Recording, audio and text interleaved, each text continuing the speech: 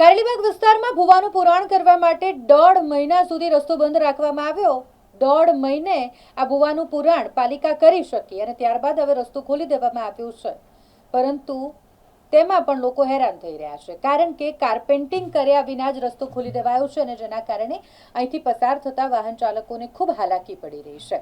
કારેલીબાગ વિસ્તારમાં આર્ય કન્યા વિદ્યાલય પાસે લગભગ 50 વર્ષ જૂની પાણીની લાઈન અને તેની પાસે આવેલા ડ્રેનેજમાં નુકસાનને કારણે ભૂવો પડ્યો હતો। 1.5 મહિના પહેલાનો આ બનાવ કે જેમાં લગભગ 2 મહિના પહેલા આ ભૂવો પડ્યો અને જેના કારણે ભૂવાનું પુરાણ કરવા માટે પાલિકાએ કામગીરી હાથ ધરી। 1.5 મહિના સુધી રસ્તાને બંધ રાખવામાં આવ્યો અને ભૂવાનું પુરાણ કામ ચાલ્યું અને આખરે જ્યારે રસ્તો ખોલવામાં આવ્યો છે ત્યાં પણ લોકો હેરાન થઈ રહ્યા છે, કારણ કે કાર્પેન્ટિંગ જ કરવામાં નથી આવ્યું અને જેના કારણે વાહન ચાલકો જે પસાર થઈ રહ્યા છે તેમને હાલાકી પડી રહી છે। આર્ય કન્યા વિદ્યાલય પાસે 1.5 કિલોમીટર લાંબી સિમેન્ટ કોન્ક્રીટની પાણીની લાઈન છે, જેની નજીક છે ડ્રેનેજ લાઈન। 2 મહિના પહેલા ભૂવો પડ્યો એટલે હંગામી ધોરણે રિપેર કર્યા બાદ ફરી મોટો ભૂવો પડ્યો। સતત 1.5 મહિના સુધી પાણી પુરવઠા વિભાગે કામગીરી કરી અને ત્યારબાદ વોર્ડ નંબર 7ના એન્જિનિયરિંગ વિભાગે ડ્રેનેજનું સમારકામ કર્યું। કામ પૂરું થયા બાદ એક બાજુનો રસ્તો ખુલ્લો મુકાયો, પરંતુ કાર્પેન્ટિંગ ન કરાતા વાહન ચાલકો પરેશાન થઈ રહ્યા છે। 2 વિભાગોએ એકબીજાને ખો આપતા કામગીરીમાં વિલંબ થયો। પાણીની ફીડર લાઇનમાં 3 મહિનાથી લીકેજ હતું, જેનું પાણી નજીકમાં આવેલી ડ્રેનેજ લાઇનની ચેમ્બર સુધી પહોંચતું અને એટલે ડ્રેનેજ ચેમ્બરને 3.5 ફૂટ અંદરની બાજુએ નુકસાન થતા ડ્રેનેજ તૂટી ગઈ, રોડ બેસી ગયો। પાણી પુરવઠા અને વોર્ડ કચેરી એકબીજાને ખો આપી કામગીરીમાં ઘણો સમય ગયો અને વાહન ચાલકોને સીધી અસર થઈ।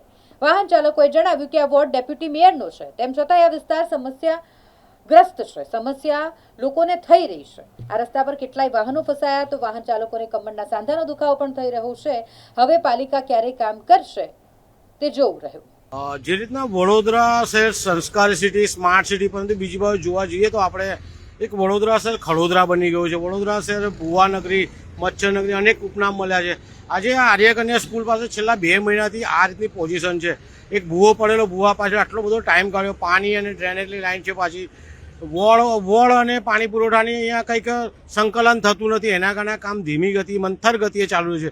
ક્યાંક ને ક્યાંક વડોદરા શહેરનો જ્યારે નાગરિક વેરો ભરતો એને વળતર આપવું જોઈએ, અહીંયા ક્યાંક કળતર આપવાનો પ્રયાસ થઈ રહ્યો છે। જો બધા કૂદીને જવું પડે, બાઇકો આખી ઉપર નીચે થઈ જાય, એટલે ક્યાંક ને ક્યાંક જનતા જ્યારે વેરો ભરતી હોય તો એને વળતર આપો, કળતર ના આપો। બીજી બાજુ આના લીધે સાંધાના દુખાવા, કમરના દુખાવા વડોદરા શહેરના તમામ નાગરિકોને છે। ક્યાંક ને ક્યાંક વડોદરા શહેર ખડોદરા એવું નામ જે પડ્યું છે તો એ નામ સુધારવાનો પ્રયાસ કરે। 30 વર્ષના શાસનમાં કશું થયું નહીં, હવે તો સુધારવાનો પ્રયાસ કરો। ક્યાંક ને ક્યાંક અધિકારીઓ ન માનતા હોય એમાં એક્શન લો, સંકલન કરાવો ને કામ તાત્કાલિક વહેલા પૂરા કરાવો। 2 મહિનાથી આ રોડ બંધ છે, લોકોને ફરીને જવું પડતું હતું। હવે રોડ જ્યારે ખોલ્યો છે ત્યારે રસ્તો બરાબર નથી, તો ક્યાંક જ્યારે રોડ ખોલતા તો થોડુંક વ્યવસ્થિત કરીને જાઓ, જેથી નાગરિકોને કુદાકુદ ના પડે। આખી બાઇક જમ્પ મારે એટલે કહી શકાય કે કમરના દુખાવાને બધું થાય ને તકલીફો પડે એવું છે। જે રીતના આપણે રસ્તો જોઈ શકો છો, અત્યારે ખોલાય નાને વ્યવસ્થિત કાર્પેટિંગ કરવું પડે, વ્યવસ્થિત ગાડી જઈ શકે। જો એક ભાગની જતી હોય ગાડી પણ એ વ્યવસ્થિત કાર્પેટિંગ કરીને રસ્તો ખોલવો જોઈએ, પરંતુ ક્યાંક વહેલી ઉતાવળ કરીને રસ્તો ખોલી નાખ્યો છે। ડેપ્યુટી મેયર આ વિસ્તારના છે, એમણે થોડું વિચારવું છે અને જે પણ અધિકારીઓ છે એમની સામે પણ એક્શન લેવાવું જોઈએ, કારણ કે રસ્તો જ બરાબર છે જ નહીં। ખાડામાં ખાલી પથ્થર નાખે છે, લોકો અવર જવર કરે છે, આ તો ગાડીઓ પણ બગડે, ગાડીઓના પંચર પણ થાય, કમર પણ તૂટી જાય।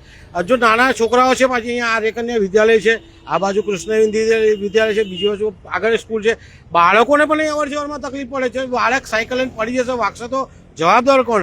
આટલી બધી 3 અહીંયા સ્કૂલો છે, સ્કૂલમાં પણ અહીંયા બાળકો આવે છે, તો ડેપ્યુટી મેયરનો વિસ્તાર છે, તો ડેપ્યુટી મેયરે આ વિસ્તારમાં આવવું જોઈએ અને આ જે પણ કામગીરી મંથર ગતિએ ચાલે છે એને પૂરી કરવી જોઈએ।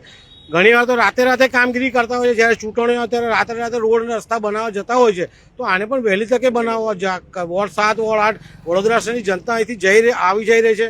2-3 દિવસ રસ્તો બંધ હોય। અમારી એક જ માંગ છે, કોઈ પણ કામ કરો, વ્યવસ્થિત સુનિશ્ચિત કામ કરો અને ડેપ્યુટી મેયરને અમારી વિનંતી છે કે વહેલી તકે આ રોડની મુલાકાત લો અને વ્યવસ્થિત લોકો અવર જવર કરે એવા પ્રયાસ કરવા વિનંતી છે।